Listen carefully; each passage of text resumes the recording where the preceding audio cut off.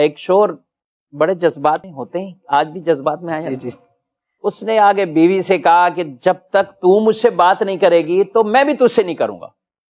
اب جذبات میں آگے قسم اٹھا دی، جب تک تو مجھ سے نہیں کرے گی تو میں بھی تم سے نہیں کروں گا۔ بیوی ہے، بیوی نے بھی آگے شور سے یہ کہہ دیا کہ جب تک آپ مجھ سے بات نہیں کریں گے میں بھی نہیں کروں گی۔ اب دونوں نے قسمیں اٹھا لی۔ ہوتا ہے ناظرین، ابھی بھی ایسے واقعات ہے، جمیل صاحب کو معلوم ہے کہ کس طرح کے واقعات بس اوقات دارالفتہ میں، کیا خیال جمیل صاحب؟ بالکل، ابھی بھی ایسے آ جاتے ہیں۔ اب دونوں نے یہ قسم والا معاملہ تو اٹھا لیا، اب کریں تو کریں کیا؟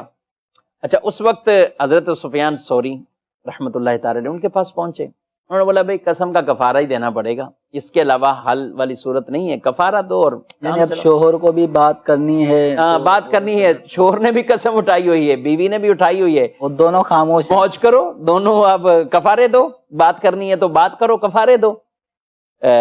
یہ کسی کے کہنے پر یا خود امام اعظم ابو حنیفہ کے پاس چلے گئے رضی اللہ تعالیٰ۔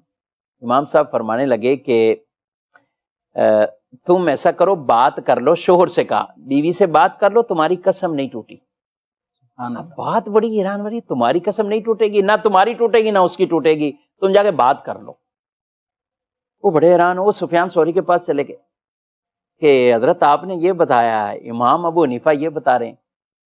ان کا پوچھ کے علت کیا ہے، وجہ کیا ہے، لاجک کیا ہے، کیوں نہیں ٹوٹے گی؟ قسم دونوں نے اٹھائی ہوئی ہے تو قسم اس طرح نہیں ٹوٹے گی۔ وہ آئے تو امام اعظم ابو حنیفہ رضی اللہ تعالیٰ عنہ نے فرمایا کہ جب تم نے یہ کہا تھا اپنی بیوی سے کہ جب تک تم مجھ سے بات نہیں کرو گی میں بھی تم سے نہیں کروں گا، تو اب یہ موقوف ہوا بیوی کی کلام، بیوی کے کلام اور بیوی کی بات کرنے پر، اور بیوی نے فوراً یہ کہہ دیا جب تک آپ نہیں کرو گے تو میں بھی نہیں کروں گی۔ یعنی بیوی نے بات تو بیوی نے کر تو لی بات، تو جب بیوی نے بات کر لی تو شوہر کی تو قسم کا معاملہ ہی نہیں ہوا، اب پیچھے رہا بیوی کا۔